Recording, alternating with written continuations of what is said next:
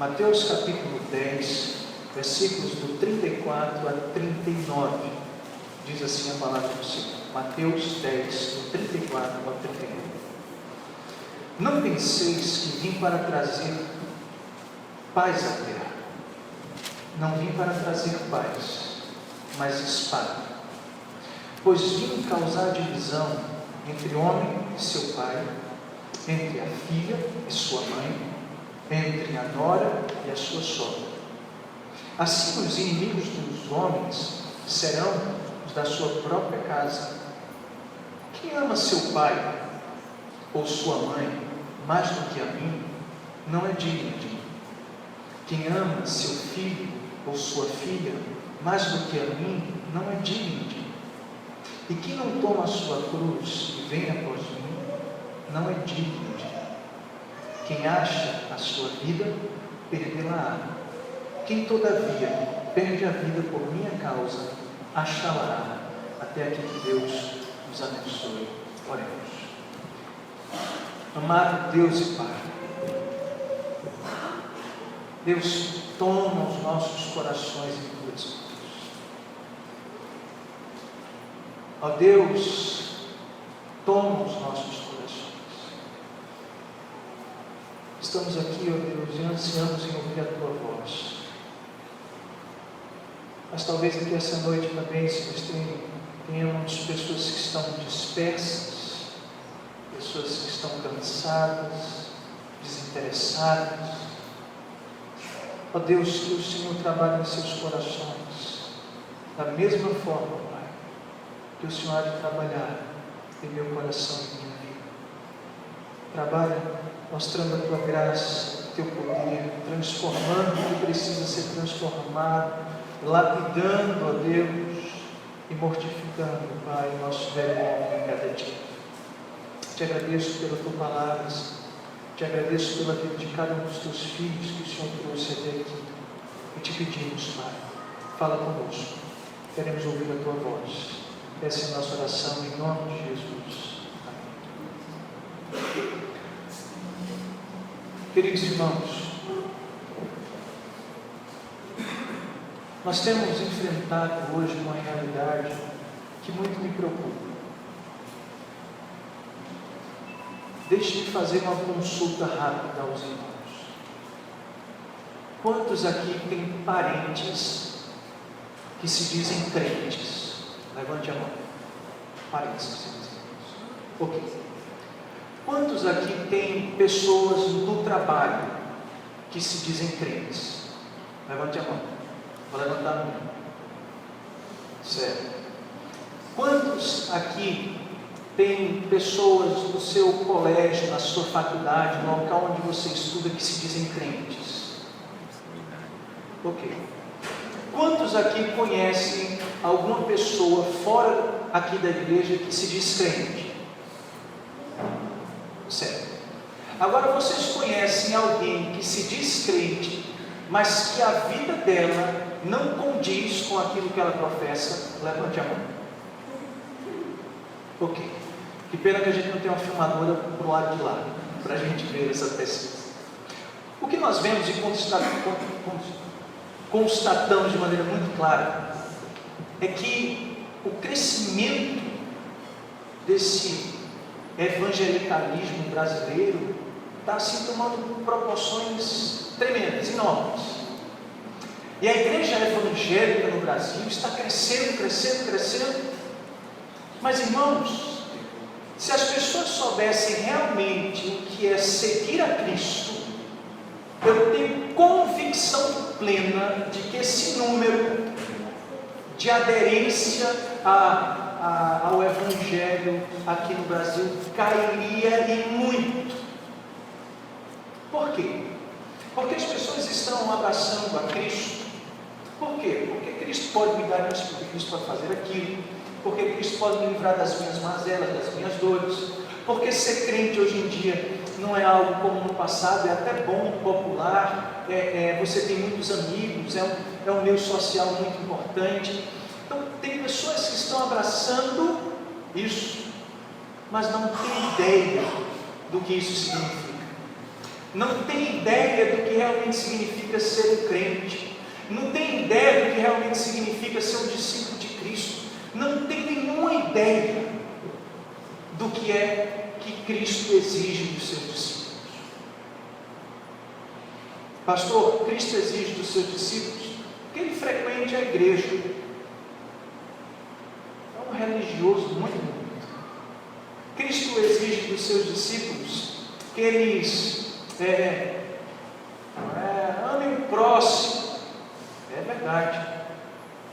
Jesus Cristo exige dos seus discípulos que eles vão aí por todo mundo pregando o Evangelho. É verdade. Mas existem, irmãos, exigências mais radicais e que normalmente os nossos cultos não estão dispostos a falar sobre elas. Mas são essas exigências radicais que vão mostrar realmente quem é de Cristo e quem está brincando de ser de Cristo. Temos diversas ilustrações e fotos de Jesus Cristo como um arauto. Bonito, sorrindo, com braços abertos, com a luz sobre a sua cabeça, com uma pomba. É o Cristo da paz, é o Cristo do amor, da alegria. O Cristo revelado no Novo Testamento é um Cristo que vai além disso e que a igreja precisa celebrar. Hoje nós vamos trabalhar sobre esse tema. Vamos ler comigo? Jesus e as exigências do Evangelho. O texto que nós lemos, irmãos, na verdade, ele tem o seu início no início do capítulo 10. Nós vemos Jesus Cristo chamando os seus discípulos, convocando eles, e a partir do versículo de número 5, ele está enviando os seus discípulos para irem nas cidades, pregando, anunciando o Evangelho, expelindo demônios, fazendo muitas coisas. E ele passa a instruir. Estamos diante do segundo dos 6 sermões em Mateus, nos quais Cristo instrui os seus discípulos. E aqui Jesus Cristo instrui os seus discípulos, admoestando a eles, mostrando como vai ser árdua essa tarefa de ser discípulo de Cristo. Mas ao mesmo tempo, Jesus Cristo, nos versos 24 ao 33, estimula os seus discípulos, mostrando que existe um servo, que existe um Senhor, mas que eles têm um privilégio muito grande em ser filhos de Deus.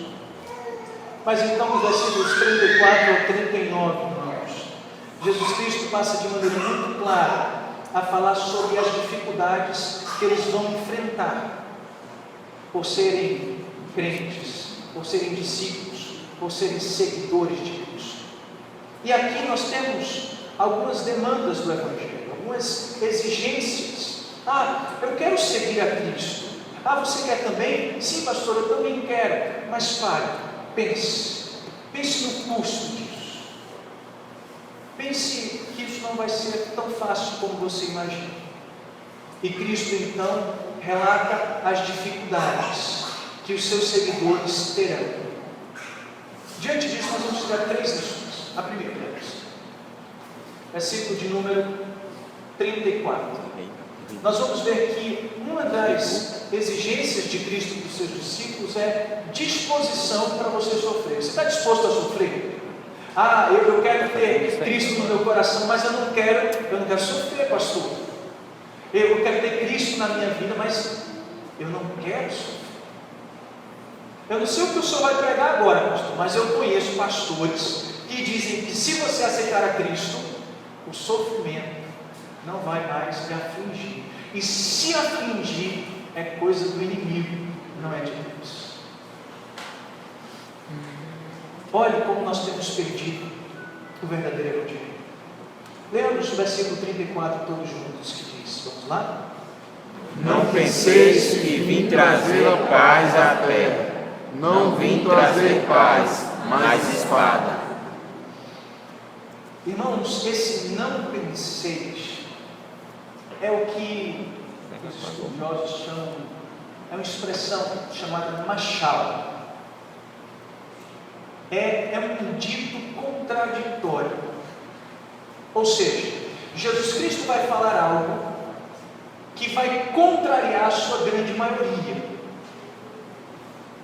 Ou seja, as palavras de Cristo agora há de contrariar os seus ouvintes, porque certamente a maioria deles pensava diferente. Por isso ele inicia chamando a atenção e fazendo com que os seus ouvintes reflitam sobre aquilo. Então Jesus Cristo vai dizer: não penseis que vim para trazer paz à terra. Isso levantou então, o propósito desse dito de Cristo era para fazer com que aqueles ouvintes parassem e dissessem: espera aí, como assim?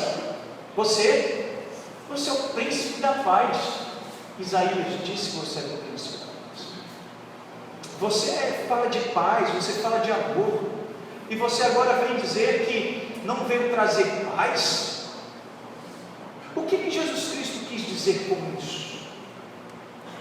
Quando Jesus está dizendo que não veio trazer paz, nós precisamos entender algumas coisas primeiro. Não é que ele não tenha trazido paz nenhuma. Por exemplo, nós temos paz com Deus através de quem? De Cristo. Então, de certa maneira, existe uma paz que só Cristo pode dar. Mas nesse contexto, o que Cristo está querendo dizer é o seguinte: o povo de Israel está esperando um grande líder político, está esperando alguém que venha, implementar o seu reinado aqui, que venha, quem sabe, estabelecer um reinado de paz, que venha acabar com as guerras, com os conflitos políticos, sociais. Jesus Cristo está dizendo: eu não vim trazer paz nessa terra, eu não vim acabar com as guerras, eu não vim acabar com os conflitos políticos e sociais da sua época, eu não vim trazer esta paz, não vim trazer paz como vocês imaginam que eu tenha vindo para trazer. Não penseis então que eu vim para trazer a paz à terra. Não vim para trazer paz, mas o que? Espada.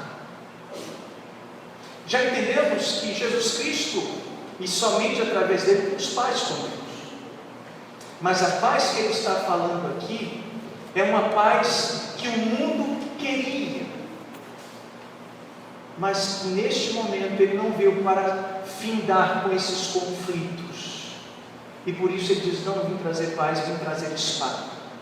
A expressão aqui utilizada, espada, é exatamente para contrastar a paz, é o oposto à paz, é a ideia de divisão. Ou seja, a espada é um instrumento cortante que penetra o mais fundo no íntimo e divide. Jesus Cristo faz uso então desta expressão para dizer: vocês estão pensando que eu vim trazer paz? Para unir o povo, para colocá-los todos de baixo e desfrutarmos de uma era maravilhosa neste mundo? Não, eu vim para causar divisão, eu vim para cortar laços dos mais profundos que você possa imaginar. Pastor, isso não condiz com o que nós ouvimos falar de Cristo. Lembre-se, por isso que ele faz isso, uso desse dito que os comentaristas falam, para fazer com que os seus ouvintes parem e pensem: espera aí, eu pensava o contrário. E é esse o propósito de Cristo em suas palavras, fazer com que os seus ouvintes digam: eu pensei que você vinha trazer a paz, mas ele está dizendo: não, eu não vim.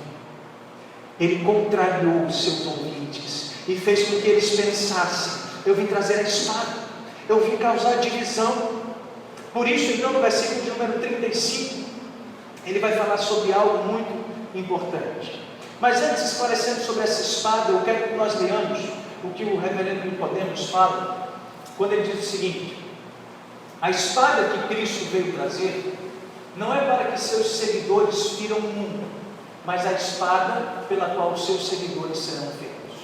Quando Jesus disse e vim trazer espada, Ele não está defendendo assim: olha, vamos nos armar e vamos atrás do mundo, através da força e da violência, e vamos subjugá-los ao cristianismo, como tem religiões aí fora que fazem. Pela força, pela espada, nós vamos então ferir o mundo, e então eles serão cristãos. Jesus Cristo não estava querendo dizer que veio trazer a espada para que com violência e força nós fôssemos ferir o mundo e trazê-los para Cristo. O uso dessa expressão aponta para como seus seguidores serão feridos. A espada não é para ferir o mundo, a espada vem para ferir aqueles que abraçam o cristianismo. Por isso aponta para o sofrimento, para a dor. Seguir Cristo vai ser doloroso, vocês vão sofrer, porque vocês serão feridos com a espada que Cristo veio trazer, que vai dividi-los, e vai dividir os relacionamentos mais profundos, vai dividir cidades, vai dividir pessoas, vai dividir nações, e vai dividir também relacionamentos muito preciosos, que você tem por precioso. Quando no versículo 35 ele diz: pois vim causar divisão. E aqui ele amplia o contexto da paz e da espada. Agora você começa a entender, sim, a espada está relacionada a dividir. Cristo não veio então passar a mão, mas ele veio dividir. Eu vim causar divisão entre os homens e seu pai, entre a filha e sua mãe, entre a nora e a sua sogra. Aqui ele faz uso de uma profecia de Miqueias. Vamos lá em Miqueias 7, versículo 6. Miqueias 7, versículo 6.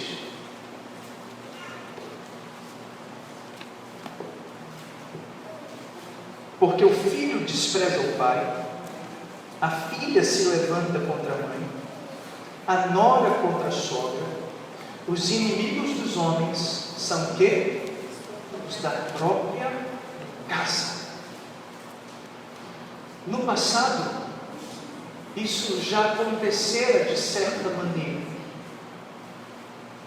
mas em Cristo, isso seria muito maior, e Cristo faz uso daquelas palavras do passado, se apodera delas, e como que cumprindo aquelas palavras, Ele agora diz: olha, eu vim para cumprir a palavra, e a palavra diz que eu vim causar divisão. E então pai, filho, e a ideia aqui é uma família. Tente identificar quem são os membros da família. Nós temos um pai, nós temos um homem que é casado, um filho que é casado, nós temos uma filha e temos uma mãe, e uma filha. Então temos o pai, a mãe, temos o filho que é casado, temos uma filha que é solteira, e temos então a sogra, digamos assim. Aqui está então uma família. No recôndito desse lar, no íntimo desse lar, Cristo então vai usar essas palavras para mostrar que a divisão que Ele vai causar é muito profunda. Porque você pode imaginar, por exemplo, olha para o nosso país hoje, está dividido por uma questão política. Mas talvez você não chegou ao tempo de chegar ao seu pai e brigar com o seu pai dentro de casa, e trocar tapa com o seu pai dentro de casa, e arengar com ele, e sair brigado, por causa se você é contra ou a favor do que está acontecendo no Brasil. Não. Mas quando ele traz essas coisas para dentro do lar, ele mostra como essa divisão é profunda e dolorosa. Pense comigo. Ele diz aqui: pai e filho. Certamente você é filho e talvez você desfrute da presença do seu pai ou não. Mas aqueles que têm o privilégio de desfrutar da presença do seu pai, existe um laço muito forte, ou pelo menos era para existir. Vamos pensar na família. Laços fortes entre pai e filho. Você ama demais seu pai. Eu tenho um amor pelo meu pai assim, querido, eu amo demais, eu não sei explicar.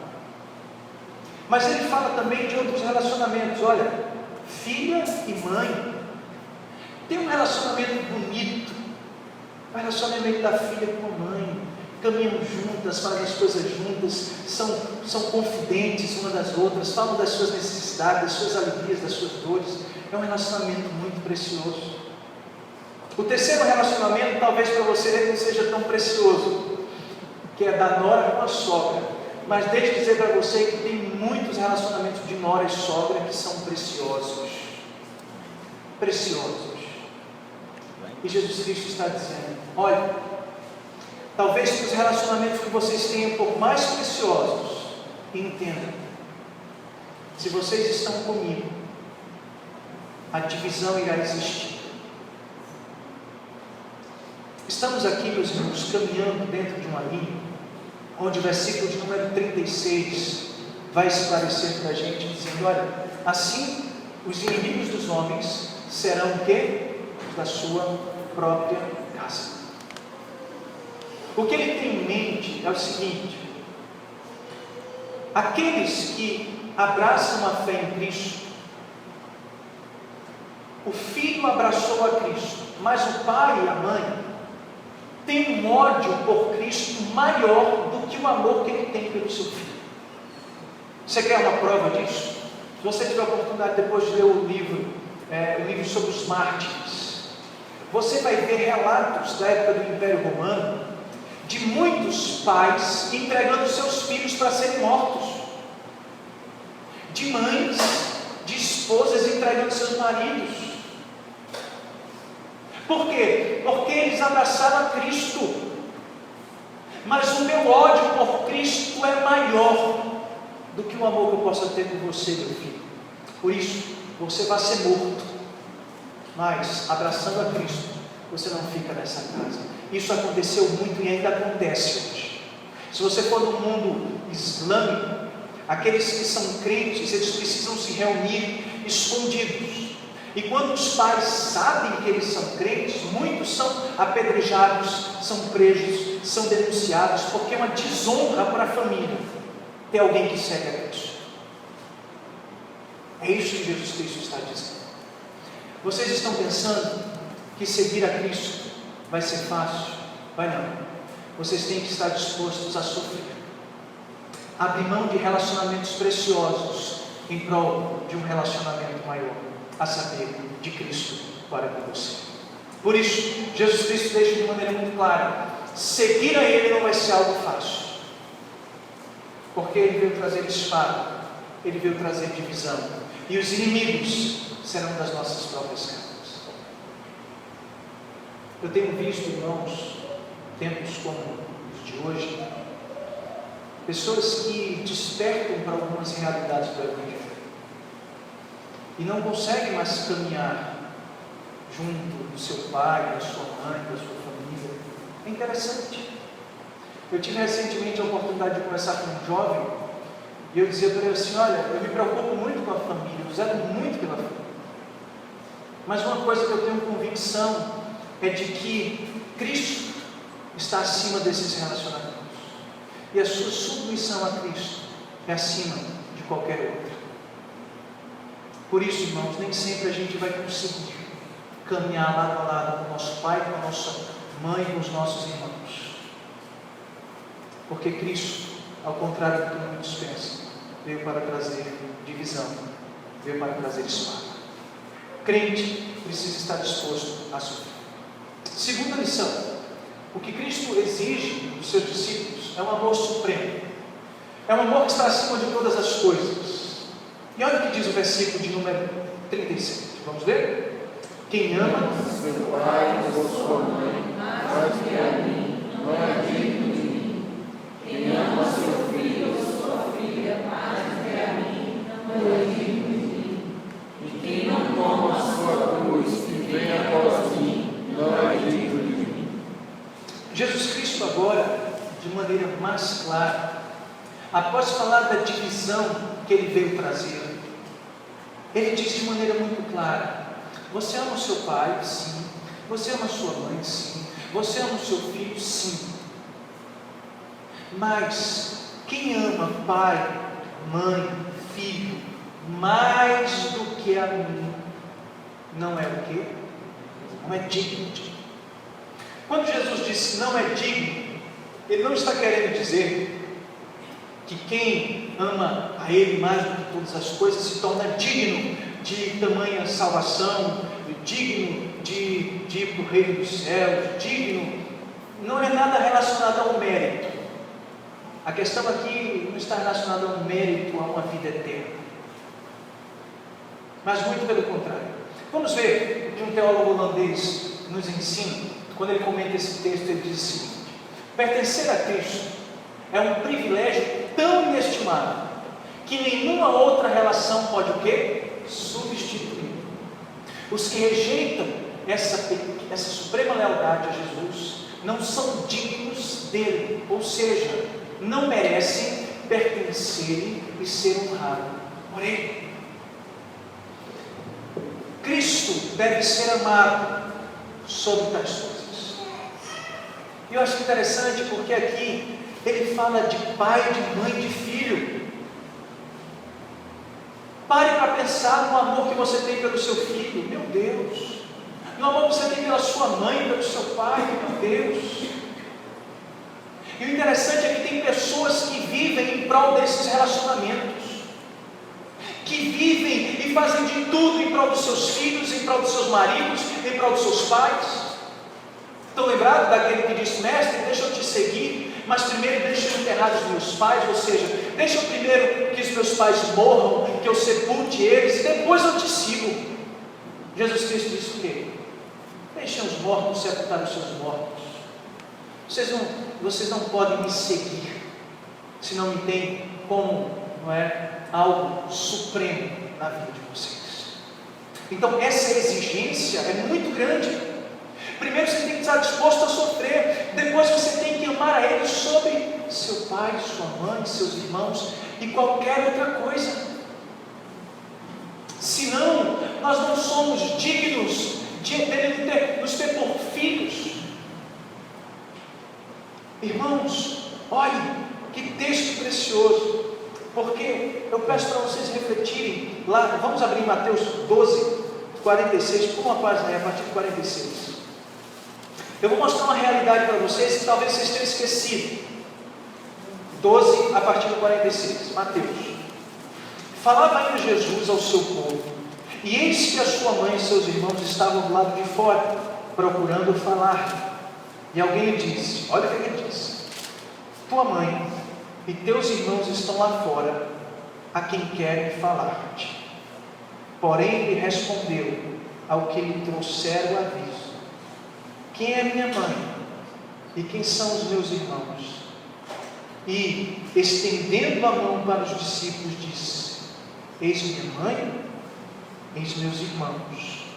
Porque qualquer que fizer a vontade do meu Pai Celeste, esse é meu irmão, irmã e mãe. Jesus Cristo aqui está dizendo o seguinte: há uma prioridade no meu relacionamento. Em primeiro lugar está no relacionamento para com Deus. Depois pode vir esses demais relacionamentos. Mas esse texto nos aponta para algo interessante. Por exemplo, você já pensou na eternidade? Eu estou na eternidade e vou chegar na eternidade, mesmo com o estado consciente que eu terei, e lá eu vou estar dando a mão para minha esposa Poliana e para as minhas filhas. Será que é isso? Eu entendo que não. Apesar de termos a consciência, o relacionamento que nós desfrutaremos nos céus é um relacionamento de irmandade. Seremos irmãos, seremos filhos de um mesmo Pai.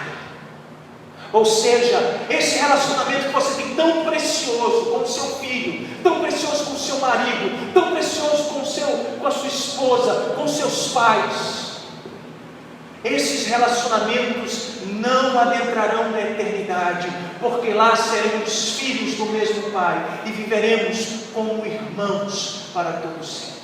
Apesar de ter a consciência de quem era Poliana e de quem eram minhas filhas. É assim que nós entendemos. É assim que Cristo nos mostra. meus pais, minha mãe, meu irmão? Não. Esses daqui, que fazem a vontade do Pai, estes são os meus irmãos. Por isso, querido, quando Jesus Cristo está dizendo, volte para o capítulo 10, Ele está dizendo lá que nós precisamos amá-los sobre todas as coisas. Lembre-se disso. O relacionamento com Cristo deve ser o foco do crente. Eu não estou dizendo aqui, olha, abandone tudo, não é?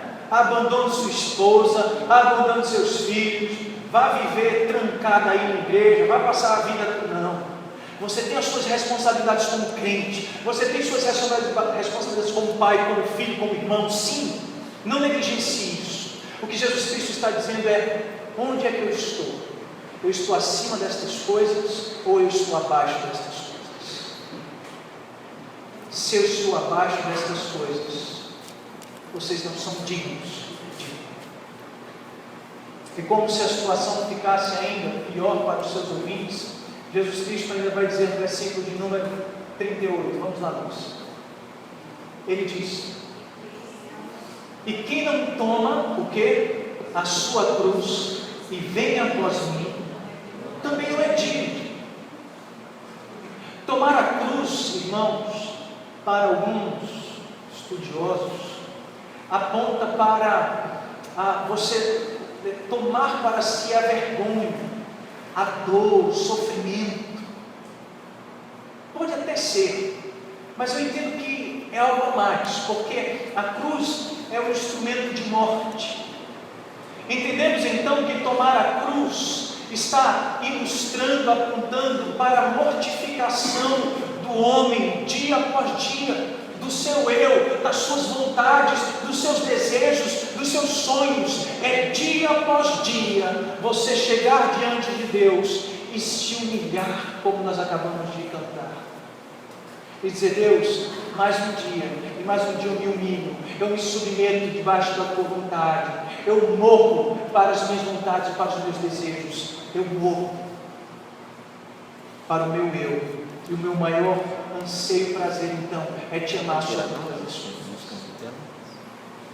Para muitos, tomar a cruz, tem pessoas que estão doentes, por exemplo, eu sofro de dor de cabeça, isso é minha cruz. Quem já ouviu isso? Fulano de tal é minha cruz. A cruz não é isso. Vamos entender melhor o que é a cruz. Quando esse teólogo americano Castro, ele diz o seguinte: tomar a cruz não quer dizer suportar alguma situação complicada ou trágica na vida de alguém, mas é o que? A dolorosa morte do eu. E nesse sentido, todos os discípulos de Jesus carregam a mesma cruz, porque a despeito das nossas dificuldades, das nossas dores, dos nossos sofrimentos, eu e você temos que dizer não para as nossas vontades e dizer sim para o que Cristo quer. Isso é então tomar a sua cruz e seguir a Cristo. Quem tem as suas vontades e os seus desejos acima do seu amor para com Cristo, esse, Jesus Cristo diz, não pode ser digno de mim. Sabe o que é que me assusta? Eu quero que você pense de maneira muito prática. O tempo que nós temos investido para cuidar da nossa casa, dos nossos filhos, da nossa esposa e do marido, temos gastado, temos.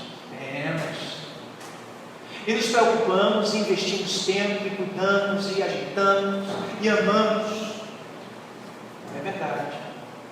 Quantos de nós estamos cheios de sonhos, de projetos, de realizações, que nem sequer perguntamos se esta é a vontade de Deus? Simplesmente queremos, fazemos, queremos porque esse é o nosso desejo, a nossa satisfação, o nosso prazer. E passamos uma vida correndo atrás destas coisas. E quando nós amamos tanto os nossos parentes que nos esquecemos até mesmo de Cristo. Quando eu vejo, irmãos, na prática, nós não somos dignos de sermos seguidores de Cristo. Porque quando eu olho para a minha vida, e certamente quando você olha para a sua, nós vemos como nós estamos distantes disso. Por quê? Porque ainda continuamos priorizando outras coisas e deixando Cristo sempre com a rebarba, com o resto. Então, se sobrar uma coisinha, eu dou para o Senhor. Se sobrar um tempinho, eu dou para o Senhor. Se sobrar uma forcinha, eu dou para o Senhor. Se sobrar, Deus não nos deu as suas sobras e as suas migalhas.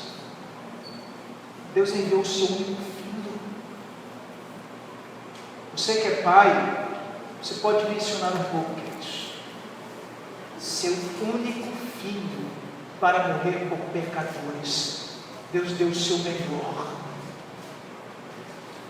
E porque nós, que dizemos que temos Cristo, que dizemos que amamos a Cristo, damos para Cristo as nossas sobras e as nossas migalhas, que Deus nos perdoe, irmãos. Até quando amaremos a Cristo depois de tantas outras coisas? Jesus está dizendo: eu exijo algo de vocês. Vocês vão precisar sofrer, porque eu vim trazer divisão e espada.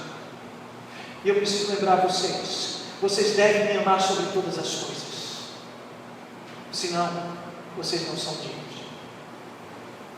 Que Deus nos ajude a mortificar as nossas vontades e viver para satisfazer. É quando ele acaba o texto, no versículo de número 39, onde aprendemos uma última lição que Deus exige dos seus filhos: uma obediência total, completa, uma devoção completa. Quando ele diz, vamos ler: quem acha a sua vida perderá, quem todavia perde a vida por minha causa achará. Que coisa estranha, pastor. Por 6 vezes isso se repete nos evangelhos. E você lê assim e diz: pastor, não estou entendendo. Porque na nossa ideia, quem acha, ganha. E quem perde, perde. Mas olha que interessante, Jesus Cristo está mostrando o contrário. Ele diz: olha, quem acha a sua vida. O que ele quer dizer com achar a vida? Achar a vida aqui, irmãos, é você caminhar segundo os padrões deste mundo. É você seguir a sua caminhada dentro do que o mundo tem por precioso. Por exemplo, achar a sua vida é você gastar a sua vida em prol das coisas que a ferrugem e a traça vão corroer. É você investir em muitas áreas que na verdade são preciosas para o mundo, mas que não são preciosas no que diz respeito à eternidade. Vocês querem ver um exemplo claro de alguém que achou a vida e perdeu? Lucas, capítulo 12.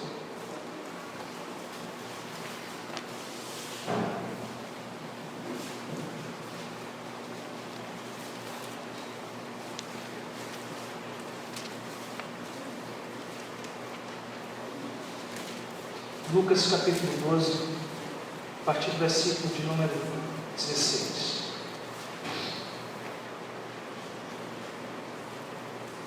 E lhes proferiu ainda uma parábola, dizendo: o campo de um homem rico produziu com abundância, e arrazoava consigo mesmo, dizendo: que farei?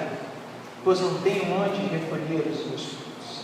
E disse: farei isto, destruirei os meus celeiros, reconstruí-los maiores, e aí recolherei todo o meu produto e todos os meus bens. Então direi à minha alma: tens em depósito muitos bens, para muitos anos, descansa, come, bebe e regale-te. Esse homem achou a vida. Esse homem desfrutava de muitas riquezas. Esse homem poderia passar na sua aposentadoria desfrutando de muita coisa maravilhosa, porque ele passou a vida toda correndo atrás dessas coisas, e ele tinha essas coisas por preciosas, ao ponto dele dizer: olha, eu tenho muita coisa, mas não me é suficiente, eu vou querer ter mais ainda, vou correr atrás de mais, para quando estiver muita coisa, eu dizer para minha alma agora: descanse, olha, aproveita isso aí, que você passou a vida toda correndo atrás dela, ganhou a vida aos olhos do mundo, ganhou, mas perdeu, quando diz então o versículo de número 20 e 21, mas Deus lhe disse: louco, esta noite te pedirão a tua alma, e o que será que tens preparado? Para quem será? Assim é o mesmo que entesoura para si mesmo, e não é rico para Deus. Essa parábola ilustra muito bem o que Cristo quer falar, quando ele diz no versículo 39 de Mateus 10: quem acha a sua vida, perderá. Quantos homens estão caminhando como aquele homem caminhou, tendo o seu maior foco, o seu maior amor e preocupação e desejo as coisas desse mundo? Quantos tesouros desse mundo nós estamos correndo atrás, irmãos? Nós estamos correndo atrás de tantas coisas tolas. Mas talvez você diga: pastor, eu estou correndo atrás do que vestir, do que comer, de beber. Eu pergunto para você: Deus não nos disse que nós teríamos estas coisas? Ah, pastor, então o senhor está dizendo para eu ficar em casa e esperar cair dinheiro do céu? Não. O trabalho é um dom de Deus, mas você deve dizer, como diz o profeta, o salmista, profeta e salmista também, Salomão, em Eclesiastes: você precisa ter um punhado de trabalho, mas um punhado de descanso. O que a gente entende aqui, irmãos, é que a prioridade dele está nas coisas desse mundo, e a obediência dele então é seguir os padrões desse mundo, e quem segue os padrões desse mundo perde a sua vida, mas muitos pensam que estão ganhando. É quando ele encerra então dizendo exatamente o contrário: quem todavia perde a sua vida, ele diz o quê? Por minha causa achá-la. O que é perder a sua vida por Cristo? O que é que ele diz no versículo anterior e no anterior e no anterior? Eu vim para trazer divisão. Vocês não podem amar mais o seu pai, sua mãe e sua irmã. Vocês têm que me amar sobre todas as coisas. Vocês precisam, tal como eu fui gravado naquela cruz, todos os dias renunciar e morrer para as suas vontades e viver para mim. Isso é uma obediência total ao seu Senhor.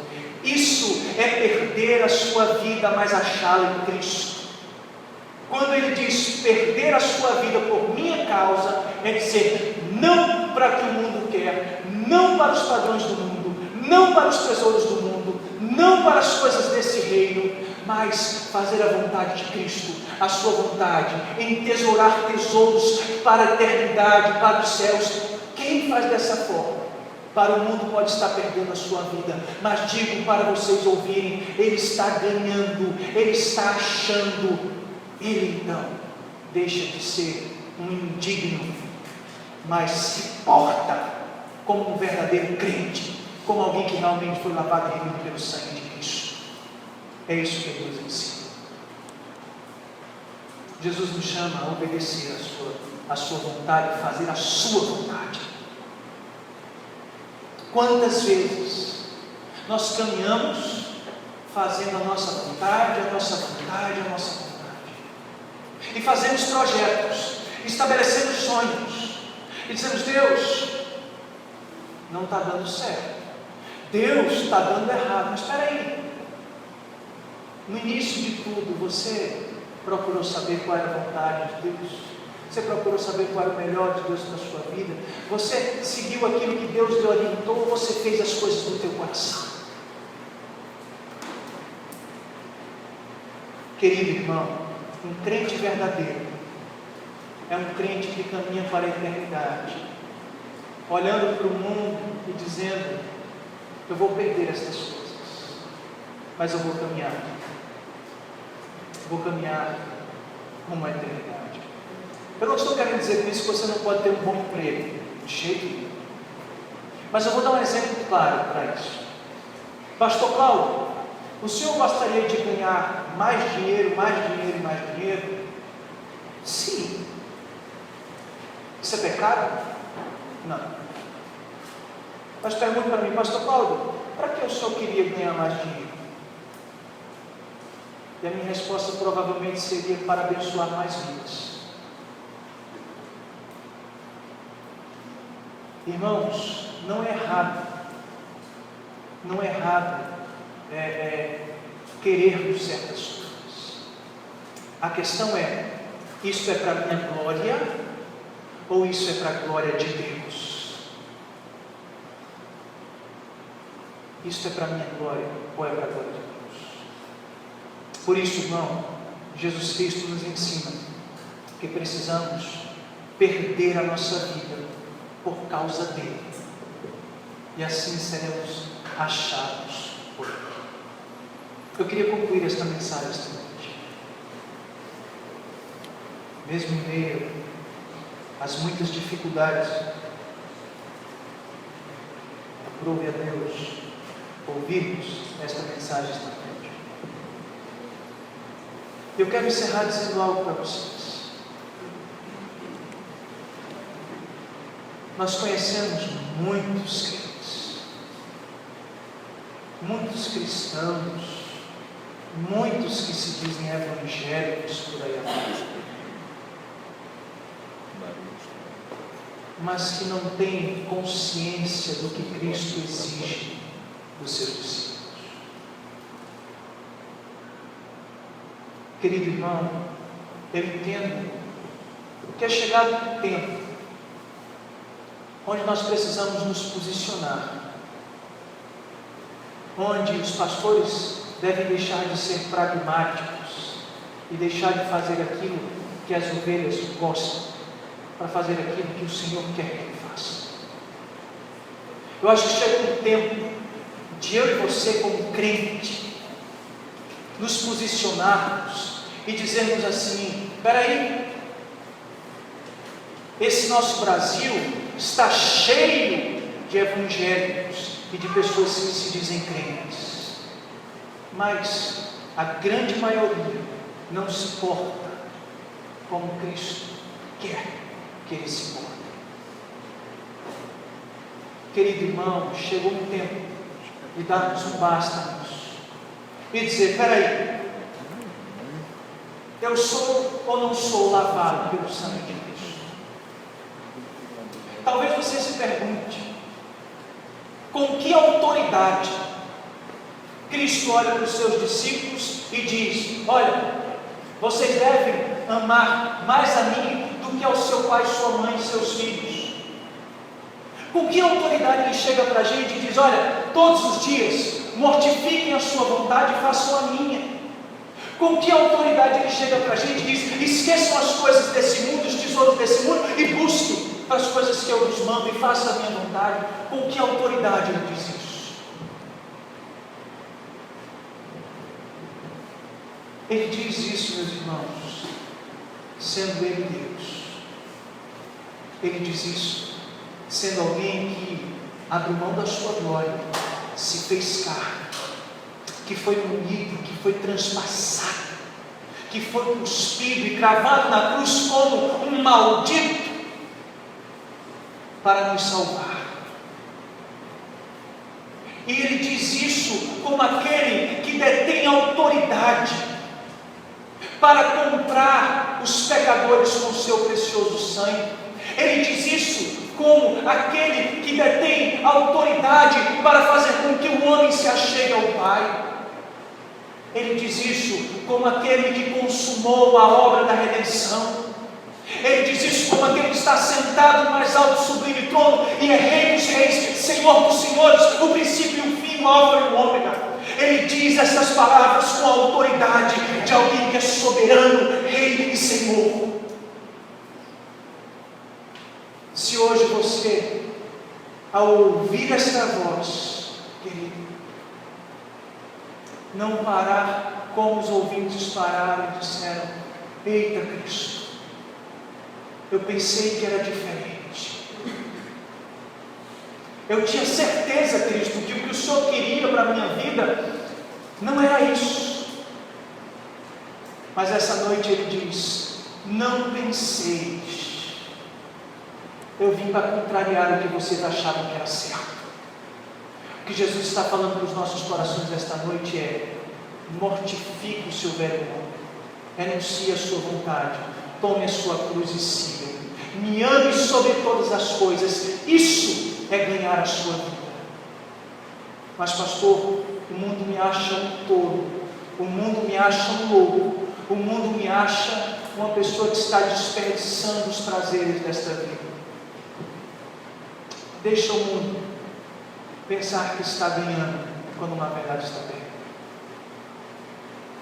Que o mundo olhe para a minha vida como um perdedor, quando na verdade o meu maior prazer e satisfação está em glorificar o nome de Deus e honrá-lo e amá-lo sobre todas as coisas.